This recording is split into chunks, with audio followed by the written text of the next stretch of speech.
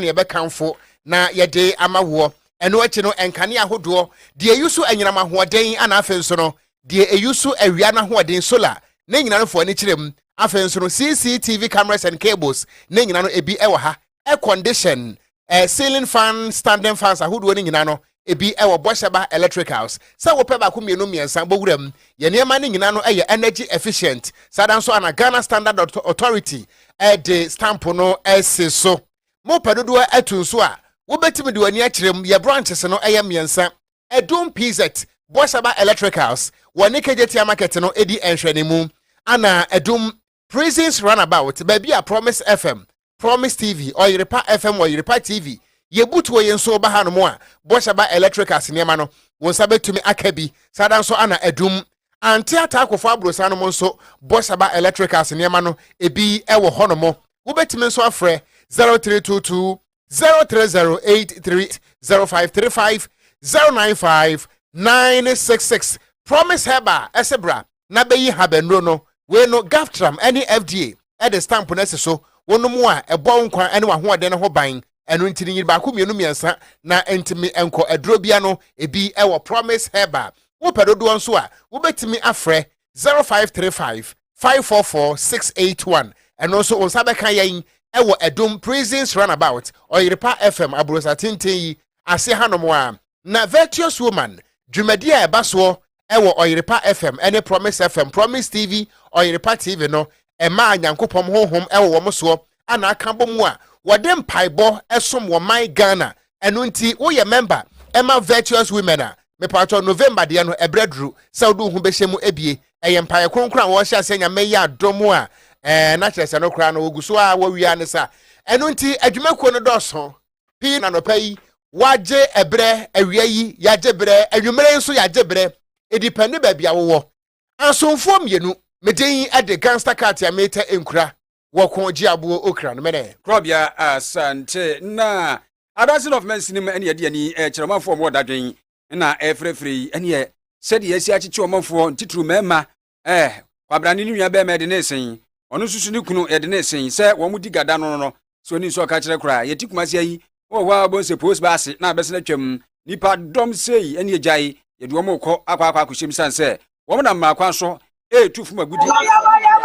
gadam sei no a ena ekoso ti akyeche nipa ni bia emanu asabre mu amwo Promise Radio Facebook ena Promise TV mo hwe no ena wonum ahia santwerefo wo ma kyerɛkyerɛ ka de bidia bobo won tintuntuntum pa ne kokokoko wo mo sesese kuro no usimu amemanim aka kwada ne ma no nko a na awrawo sɛm de sɛ efiti enura chi ya de ehia asese ekoso no aka ho badwane wo soso aye tabiri wo mo akyekyere wo no prekese wo so mu kuro nom wo mu nua mema nom sabre wo mo koto sere IGP posi pani sanso eno ma pani John Dramani Mahama eni panifo aka bi wo mu nyina ne sɛ sebe wo mo no ekua no mo ye otom enwo adwuma no mo ye ene niema bi a wo mo ankasa ye edi choma kyekyere mu titru ema no wo mo kwadwa wo mo de adidi wo mo ntu gada enye wo madwuma wo mo eye nti ekura de ntwanto so edi kan ma me Rebecca ako yo gina ma no na mu akasa ye ne ye ye wo adasa not in the streets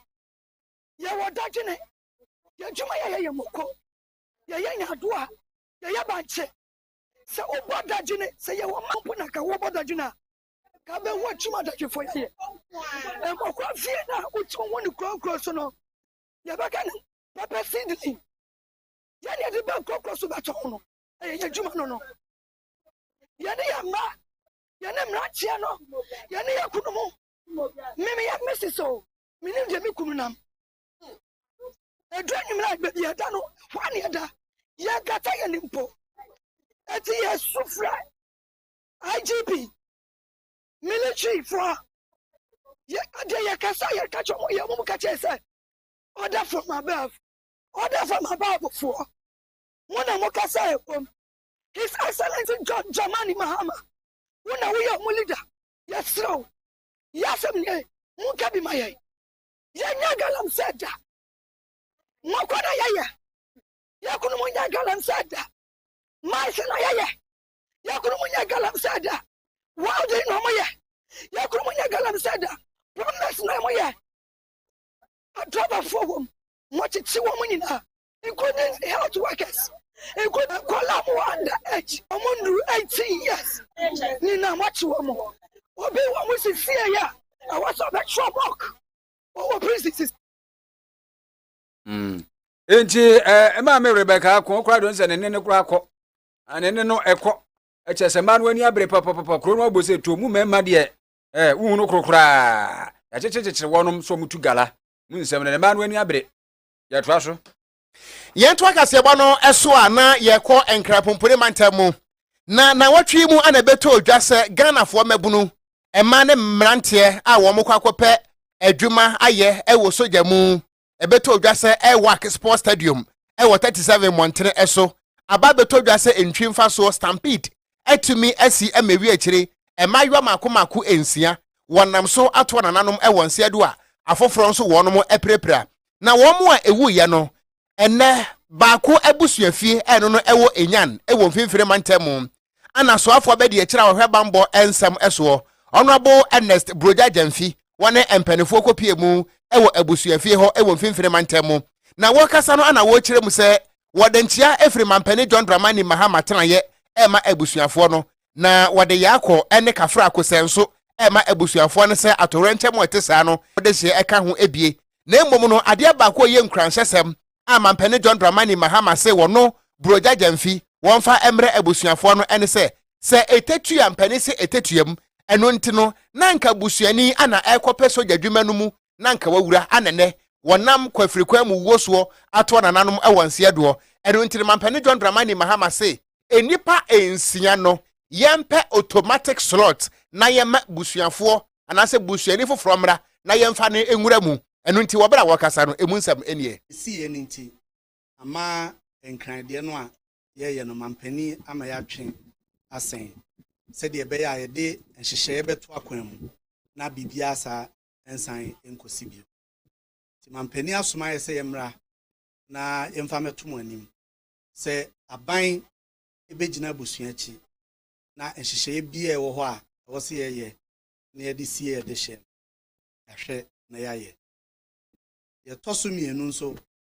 mampani ze yemfa nto abusua anim se omo kan ya sebi na omo primu no busua ne mpe omo anan musini na yemfa omo enko soja mampani na ama me kwan se yemfa nto busua ne nti ye no yebema aban kratipani owa ha ene mpanifo a wo region num ene mo anyankita mudie na abusua na ginam se wonua bi wo ho se abusua beyi obi a betimi akosoja no na wasi na nan no so ye de ho hyehye abusuafo ene a yeti yeyi eye osoafo abedi akira wo hwe bambo eso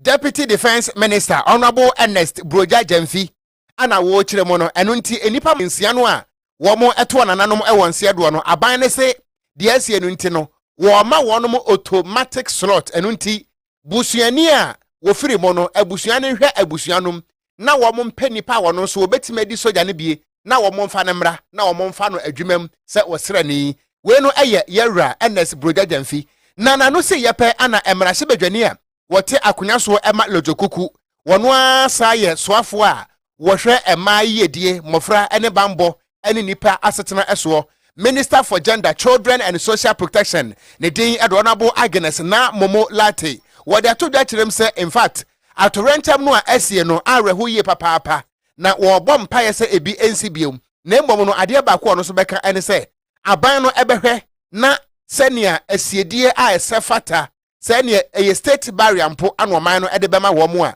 yetimi ahwe na yakura wo machiri kura mo pese busua nyina eti se asema atomo no enye busua kwa na ato no ba ato omamu nyina enti mudihye no eye oman edihye na ye mampanyi pese mo ho se oni mo ejina areho yi mu sese ne chiro konkro na aka kire ye no omo a omoreho those who are mourning no we should mourn with them. And this time, no, we are mourning with the family. The person who say you are not alone. The entire country, His Excellency John Mahama, and the government, standing with you. Ebusua eni ayeti yeyi eye emrahye bedwani a wote akonya so ema lojokuku teshi ene ne mpotemu wono a na saye osofo a wohwe asetena mu nipa yedie bambo ene mofra ne ma yedie eso Agnes na momo late nene ana yete ye no afei na sofo yo hefi sem so opani mutaka Mubarak edi abetu dwaba ne hyehye ya waye ya ba afkwan a obefa so na wode afa bambofo adwuma ene de kan recruitment na nti we ne e-recruitment electronic recruitment portal na ni chechemu odi tu dwanyina ne se ebefa nkurabata hodo anase bambo nmeku ti se Ghana Police Service sanso na Ghana Prison Service Ghana National Fire Service sanso na Ghana Immigration Service Afrobet ti se Narcotics Control Commission ho National Disaster Management Organization NADMO ena Gaming Commission of Ghana ntina ero no nti wa pese wuram bia so kokwa adwuma bambo ni wo behwe na efiri sabere kuro no enye se bi obekwa akogina ba bi faako se ye famo ye hwanim ena de be bia eno no ebeye abefo kwantempon a ono mofa so no manfo se ne tichiche no mubetimi aye na Ghana de gise bibisi ansa agise bibisi ansa na bia motunwa na mo na ncheche mo de odi ma aye ni system will be automatically so for example to screening centers. So for example, we have decided that every screening center should not screen more than 1,000 a day. And even the 1,000, you screen 500 in the morning and screen 500 in the afternoon. So if you are for afternoon and you decide to rush in the morning, that itself becomes basis for disqualification, because then you want to be a security person, but you don't want to comply with rules. So if you are scheduled for afternoon, say Legon Stadium for afternoon starts from 12, after 12 noon, and then you come there at 11:50. That becomes basis for us to disqualify you because you don't want to comply. Etina chese no se obeba tintan no so na ope ibambo adwuma ekonomu bi adwuma na bi ebere kura de be ma asebra no ebe bi ti wo eno no yetimi eyi ufiri aguro nim sanso so ena se de obesia aye no na ya befo nti boba phone a na wo de eye na mra ne head ho no airporta na wudi akiri saa nti wono abo mutaka Mubarak ena we swafo a wo hwe fi sem so nti na chese omen atorentem ansi a yempanimfo no mfa nipa Ghana ha ya so nkwadi na digitalization na technology innovation diebe nti nipa nsia ko wuye no de afa de recruitment no won be no online uti ufie you see ye were reactive leaders proactive leaders Ghana nibi na ye omomanim na abefo no yesi de ntini ye proper system ntini ye said be be systems na chese niam bi ye titi okolompi no afiri ho na abefo no ahyase na ye adwuma enti bibia ni a wo ye no abefo kwan so na gisa kwabrade ko sala ko padwuma na stampede ku 2025 near see nipa 21,000 MSLI at the end of the day near 2,000 pe ne nipa ne ko wu ansa na mpanimfo se bi mo adwene safi de enya no online na de mo de digitalization ye campaign ye dan asuaboge miento akasebo no eso na anhwe ya oman ye di hunu be mene kase yento so na yenko yanim aban ewon hyehye ewo na mamuo mu a yato din se PPP public private partnership ene se aban no ene ankrankre ebeto abasakwa mu na waka wo moa ene won saba kire mu na watimi aboa na hyehye bia na bia aban no nkwantimi nya no ebia hyehye kwan so ne se ba mpuntunwuma mu a ankrankra no so atimi aboa bi na no ana ye kasa yi Ghana ban a ye mampene John Dramani Mahama edanui wo ba yi watimi aboa ene adwumakuo akese miensa ne nyina no eye ankrankra nwuma die di nkan eye Meridian Port Services MPS ana Ghana Ports and Harbour Autonom APM Terminal ana eye Africa Global Logistics wono akabo mu aye kasa yi womo ede American dollar no 1.5 billion yakasai womatimi ede aboama sesia no tema port phase 1 phase 2 expansion project no yetimi awie ama mampene John Dramani Mahama ene wakwa bie ano se entimi enya dwuma na wobra mampani John Dramani Mahama wokasa na wo kire mu ese dwumadie no enempanifo akwakobia no eyetema port expansion phase 1 phase 2 no ebeboa amanyuma aba afenso no ebeboa ama edwadi ankasa ewo ebibre mu atoye West Africa ha no etima konkane a wo kirem se wo hwa ebibre mu atoye ha no mo a wo hwa Ghana yentema port no a ebini ba bia ewo krom ha wokasa ne mu nsem ne. As for the maritime sector, our partnership with MPS has proved very, very successful. From the early 1960s, we had the old Tema port, and with the increasing amount of maritime traffic, they're all fit for purpose. In order to expand it, Ghana Ports and Harbours Authority entered into a partnership with MPS in the old port to build a new berth. And when they entered into partnership with MPS, that berth was the most efficient berth in the old Tema port. And yet, with the efficiency of the MPS berth, Ebusuani ayeti yeyi eye Ghana mampani esremu se data John Dramani Mahama nene ene aneti yeyi yo ya twa so nsan foforo mu no ne yakɔ yadi mu a na de tie no se bagro e de begina bagro posifo ni abere pa e pe wura bi efra no James Bond ni nyina dan ne se wodi ababa wa bi akwa akwahye guest house bi a ene ye frɛ no BJ Tech Guest House na awrahosɛm a asie ene se ababa wa ne akɔwuru suawu a wawu ya e wokro bi efra no mo nyama nkyene e wo fa yi fanti akwasaf masinim epoye mantamu ni din ababa wa ne de frɛ no wa ne koyo na koyo e obi a wode de aduane ene wo tɔne na sɛ de esi kokɔ ye na kyerɛ sɛ enu akyi ya ye obubu busu ewumin ni de to so dumienu ena koyo ne sɛ ne mpra ene bondu yi na wɔkɔ akɔsra no isu sɛ ɔno akoro ya bondu koro ya na hotel no kora no ne dia ene so ɔkɔyɔ kɔhyɛ wɔn mu a kikiri yehunu sɛ ababa no ato ananom ɛwɔ ensia duo na ye bɔ modern sɛ ye nsabeka honorable George Boso ye o ya assembly bedwani ɛwɔ empatem wɔ na ye ne no ato aso adi nkomo no yahwɛ sɛ de anamotu apelifo atu akwa ababa no ne ho afuo bebia ne nsada no nso position no ne nsare sɛ mienu de da he na ho asɛ na okay de da efomo no sɛ da na srɛ so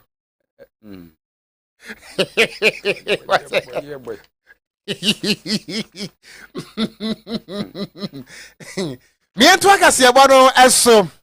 enura ana o my Ghana yem photo sanfo finance minister honorable Dr. KaseƐ Forsen wo gina ne nan eso ewo mrase bedwam ema 2026 wo men yakọ homabo eye budget no wo kenkan ye na emu nsam baako ene se mampani John Dramani Mahama edi ato empanifo a wonom ana secondary schools ahodo wo Ghana nyina no wo modeda no headmasters headmistresses ni nyina anim se efiti na ekroi enuane ahodo a secondary school for no ebedie no titiriw emo ebro enkokɔ ana afenso no enkosua yento ni nyina mfiri Ghana ha kwani yanko import emfiri oman bia mu ama ha se wo ye headmaster na se wo pese nkwada no enne se mo na wo mu dia to made in Ghana rice to emo no aye adua no Ghana wura mu no a Ghana fo adua no to no bi afenso ebro no enkokra bro emfiri Niger Togo Burkina Faso anase Denmark da bi afenso se nkwada no ba wi akokɔ na mo a krom ha ye nkokɔ ewa ha to Ghana nkokɔ ni bi ana enkosua no nso yento mfiri Ghana se wonim na sa wo ye secondary school headmaster anase headmistress na okokra aduane efiri wo man bi so ba aduane ni beduru ya na ofa bag akofie emu nsem ne. Agriculture is not just an occupation. It is the engine of Ghana's renewal. Mr. Speaker, in response to the food glut across the country, President Mahama has directed the immediate release of an additional 200 million Ghana cedis to Food Buffer Stock Company to purchase and store the excess food to protect the investment and income of our cherished food crops and poultry farmers. Ebusuani ayeti ye eye Ghana yen finance minister honorable Dr. KaseƐ Forsen wono anasa ye mrase bedwani ema adwumako enyan SCM abato mpasua no so ewo emfinfin mantam yo no opani KaseƐ Forsen gusu a wo kasa eche se agomsika budget akinka no ese nanu ada na yebububu no totoi ena aba beduru pempenso bi se wo se aban aye nhyehyeye ya woni World Bank ena aye nhyehyeye a waka bomu no wadi sika bese $500 million a eba beboa edi akwa wura enwo adwuma no emu palm oil sa plantation anase empo palm oil enwo adwuma nkasa emu na eno no ose ni suade hunu na kwa koduru se hwebe afimpiemienu ene aduasa mienu 2032 die na Ghana abase wiasi baabi a wobekro no eye Ghana ngo ene edi wo ho itiminya bi busu wa hanom de bia konkonfa mama so akwa akoton nyamfa sopuduo ne no ene se eba ne san so a ankorankora nwumaku a wode wanwu awura enwo adwuma mu no ebeto akoso adoriara akọ n'anim akoduru pepeso se wo betumi aso no yankasa wo ho asere na afi aboa nso so ama ne dua titiriw plantation wankasa nso akoso sanse wudua no dodo no ne yenya onso so a woto dodo no a afira kuafo no ho na wode akwa enwo no nti ade ba ko begina brane pa enwuma ye bebusuo Ghana ha. We have developed a national policy on integrated oil palm development. The Speaker, government is launching the national policy on integrated oil palm development. The bold plan to turn Ghana's red gold into a powerhouse of jobs, industry, and foreign exchange. Right, Honorable Speaker, despite being one of Ghana's Africa's pioneers in oil palm, Ghana still imports nearly 200,000 metric tons of crude palm oil yearly, costing over 200 million United States dollars. This policy changes that by expanding plantation, boosting refinery and processing. And your panic as out of us, I don't know, what may photo some for the bubun to Sanu.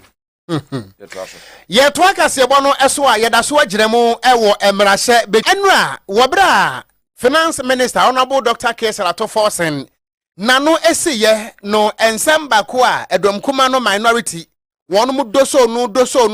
no ene se aban no ekirem se wode hihye bi aba a wato de se the big push initiative ene se aban eba beyi Ghana kwan nyina gusu se ehyiren ama akobadie atimi ayakono na sika botini a wode ehya samukotoa na eno anedom kuma no ekiremu ese wobra finance minister ekasaro wokiremu se aban no atwa 13 billion Ghana cedis se 2025 wi yemfa enye ya kwan nanso no wohwe eye 13 billion Ghana cedis aban ne ka ho asem no a emu 7.6 billion pe ana empanifo agi tumi anase ye ma wonom approval July num na emom no dia ka akire ni nyina no enya de sa aban we betimebu ho akonta akire Ghana fo afensu wokirem sa aban we so oba ye no road contract ahodo a wode ama no 63 billion Ghana cedis na ohwem se betimi ama enwuma mako 490,000 na no ana wobra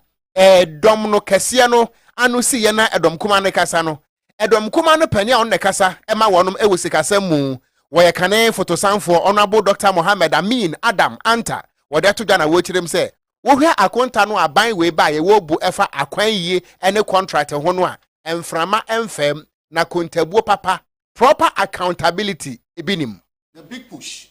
which was promised 13 billion Ghana cedis for implementation by the government for 2025 fiscal year, had by July been issued commitment authorization of only 7.6 billion Ghana cedis. You allocate 13 billion Ghana cedis. You issue commitment authorization covering only 7.6 billion Ghana cedis. It is yet to be seen how much they have actually disbursed under the program as the year draws to the end. Enti eni ayeti ye ayekane finance minister wono anekasa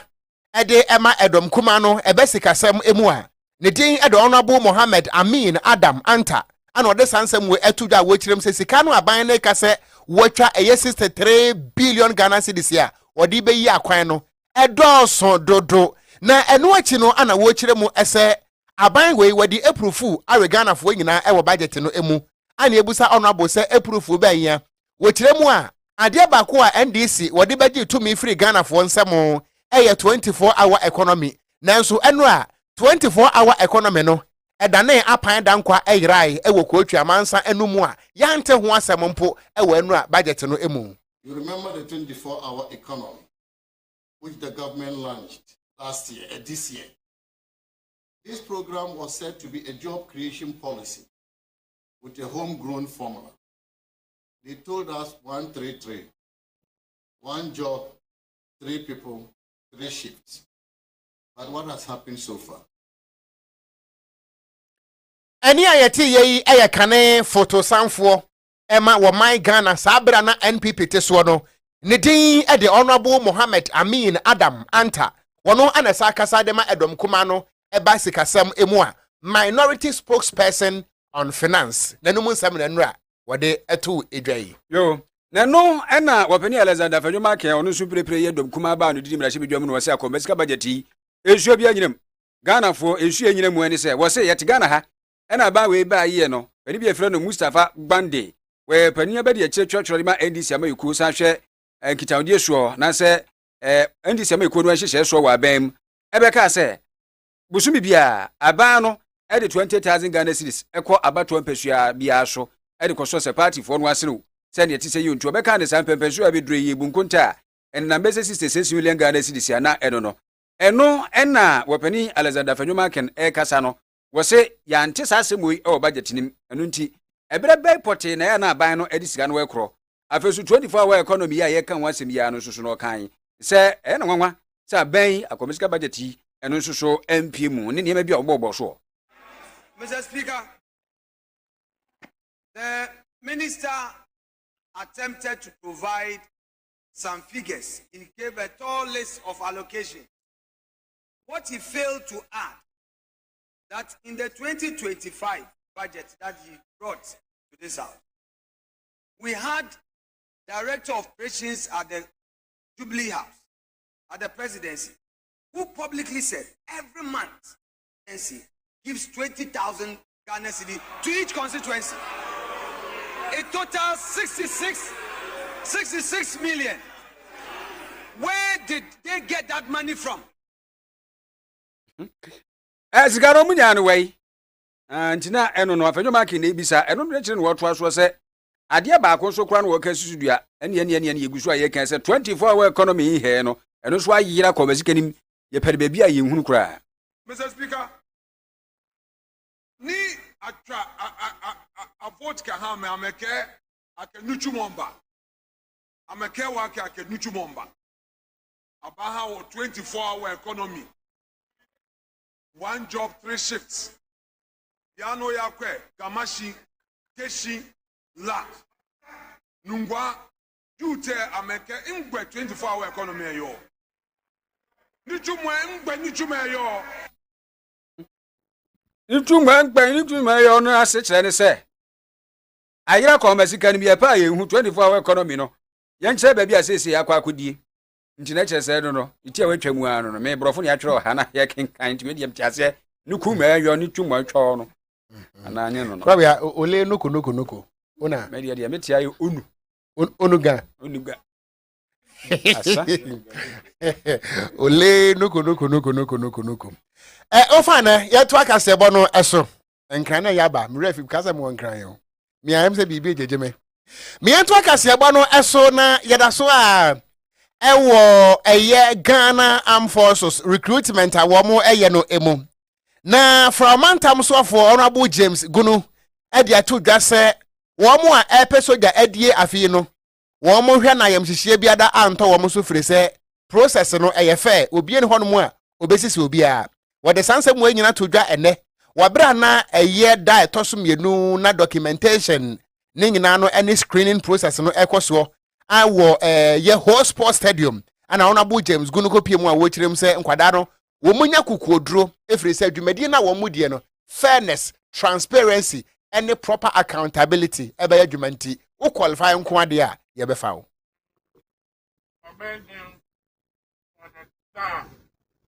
serve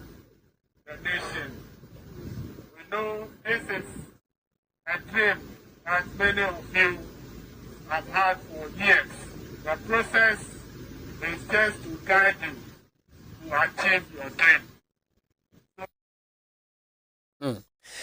Any ye Honorable James Gunu, wano ana wayaswafo a fra omantam no wohweso voter regional minister eno na wabra wokro no enya wono nko na airco officer se bimpanese wotwe wi a aya na we etato eno nti agbagbo mafia of Asogli state eye togbe afede a wotoso edunan wono nso ene regional minister ene koye na wobra wo kasa no na wo kirim se woda Ghana Armed Forces woda wo mo asepa se adwuma wo mo ye e wo voter region no professionalism aye adwuma. Let me on my part also commend you for your willingness to offer yourselves for the service of the motherland, and also to comment about the amount of order we have seen, so much orderliness, which means that we cannot be afraid of hitting and toward disasters. Any ayeti ye the Agbogbo Mafia of Asogli State. Togbe afede a wotoso ennan wo hene piao ana wo kirem se dwumadie no Ghana Armed Forces wo mu edie no ekwa nka ne esipista wada wo mu ase for professionalism a emu ensem eno no abusua ensem ahodo eboabo no de besom wo se kasebo no esu asahemfie nam nanso ye boye homoden de som yade hye a ebra so se ebu ne kom se edwe na ansa na ye beso so no mpani sister bosomotwe wan kame wa patra won so enkame no krama nam ye tena se na samo antie ne yenyo bia efrisi egina odogo ne ko ho ansa ne ehunu krom ma menko nkran na menchia me wofa owura menu buachi yadom woye kwabere ankase dehye kron wani abusua ne nyina ye kase wo mabiem ewo Ashaman ga Eastia wo mo se news no emuda ho papa kire se enya asem kotoa nti wofa mo ojeko cholo na mamemra adum incoming runabout yeso a prisons runabout mecha black rob ya down for pa no mecha se bibia ye bokode incoming DC opedisi or runabout no nko aso nti wo be runabout nsensa no ene de oboda uro no honko na ne position e drew eno nti mecha nso se news no loud and clear pa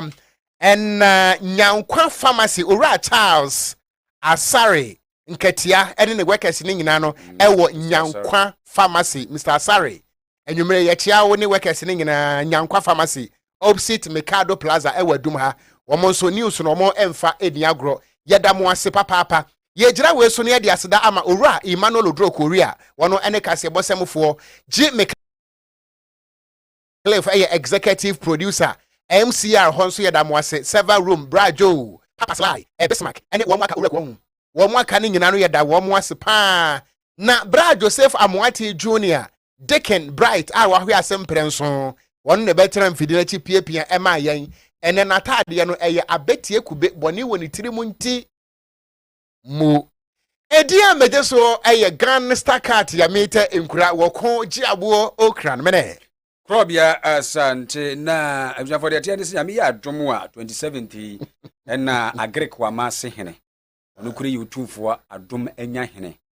na ade eni eje the second eme na pa menene tie ufiri no bebi a wote a kafie be ba na bebi a menso metie onfie ni agro mpatem ho hyede hone ne yare bia na to na kwakura me adom a 27th na ade eni eje the second utumfo adom enya hene agrek wa mase hene yedi ni 1 week 2070 ti ni mise ebere no so a ko ba be bayen na nkoda din abusuafo ni agro pon koso na wanjichiri ye were ye sorry asesa pa nkomo na eba